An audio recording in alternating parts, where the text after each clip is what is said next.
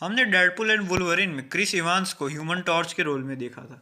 ऐसे कौन कौन से एक्टर हैं जिन्होंने मार्वल में मल्टीपल रोल किए हैं? क्रिस इवांस, जिन्होंने मार्वल में कैप्टन अमेरिका और फैंटास्टिक फोर में ह्यूमन टॉर्च का रोल किया है।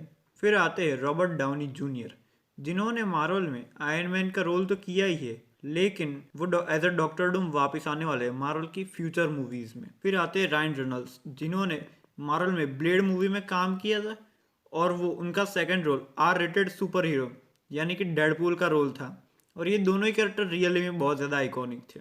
फिर आते हैं माइकल बी जॉर्डन, जिन्होंने 2050 में ह्यूमन टॉर्च का रोल किया था और उन्होंने किलमॉन्गर का रोल भी किया था, और किलमॉन्गर का रोल बहुत ज़्यादा लेजेंडरी विलन्स में गिना जाता है। फिर आते हैं ऑस्कर इसा, जिन्होंने एंटी सुपर हीरो यानी मून नाइट और एक्समैन का ग्रेटेस्ट विलन यानी एपोक्लिप्स का रोल किया था, और ये दोनों ही कैरेक्टर मुझे पर्सनली बहुत ज़्यादा पसंद है। लोकी सीरीज की शान जिसे सब पता है, मैं बात कर रहा हूँ मिस मिनट की।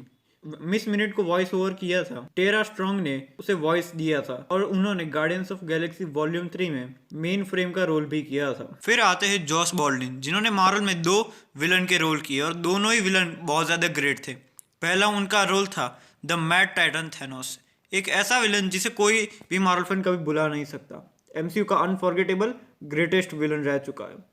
फिर उनका सेकंड रोल था डेडपूल 2 में केबल। ये कैरेक्टर के पास टाइम ट्रैवल करने की एबिलिटी थी। फिर पाउल बॉन्टी, जिन्होंने आयरन मैन की एआई यानी जारविस को वॉइस दी थी, और उन्होंने दूसरा रोल किया था विजन का, और वो दोनों ही रोल उन्होंने अच्छे किए थे। फिर आता है पैटर्न ओसवाल्ट, जिन्होंने शील्ड के एजेंट का रोल तो किया ही था, लेकिन साथ ही साथ एंटमैन एंड क्वांटमेनिया में मॉडॉक एज अ विलन का रोल भी प्ले किया था। फिर आते हैं the creator of all time यानी स्टैन ली। इन्होंने मार्वल में मल्टीपल रोल किए हैं, गार्डियंस ऑफ गैलेक्सी में वॉचर का, थॉर रैग्नारॉक में नाई का, स्पाइडरमैन की मूवीज में भी कई बार दिखने वाले हैं। फिर हमें स्टैन ली एक बार पार्टी में भी दिखे थे। ऐसे मल्टीपल रोल्स करते रहते हैं स्टैन ली। एसगार्ड के रखवाले, जिनके पास है थंडर स्ट्राइक, म्योन लेयर के वर्दी कैरेक्टर, हाँ मैं बात कर रहा हूँ द ओडिनसन थॉर की, द गॉड ऑफ थंडर। ये मार्वल का एक लेजेंडरी आइकॉनिक रोल है जिसे प्ले किया है क्रिस हेम्सवर्थ ने। इनके अलावा आई डोंट थिंक सो इस रोल को और कोई इतने अच्छे से पोर्ट्रे कर पाता। और दूसरा रोल इन्होंने थॉर रैग्नारॉक में 2 मिनट स्क्रीन पे दिखने वाले 3 हेड का रोल किया था, जो कि इतना ज़्यादा हमें स्क्रीन टाइम नहीं मिला था उस रोल को देखने के लिए, लेकिन फिर भी ठीक ही है। फिर आते सियन गन, जिन्होंने रॉकेट रकून का आइकॉनिक रोल तो किया ही है।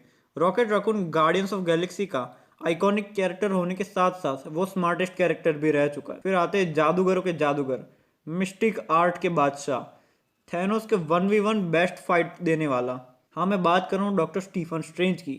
ये एक ऐसा कैरेक्टर है जो मैजिशियन होने के साथ साथ बहुत ज़्यादा स्मार्ट भी है। ये आइकॉनिक लेजेंडरी रोल किया है बेनेडिक्ट क्यूम्ब्रेचर ने। डॉक्टर स्ट्रेंज मेरा मोस्ट फेवरेट कैरेक्टर है। उनका सेकंड रोल उनकी मूवी में विलन यानी डॉक्टर डूम का रोल भी वो प्ले कर चुके हैं। डॉक्टर स्ट्रेंज 3 में डॉक्टर डूम वापस आने वाला है।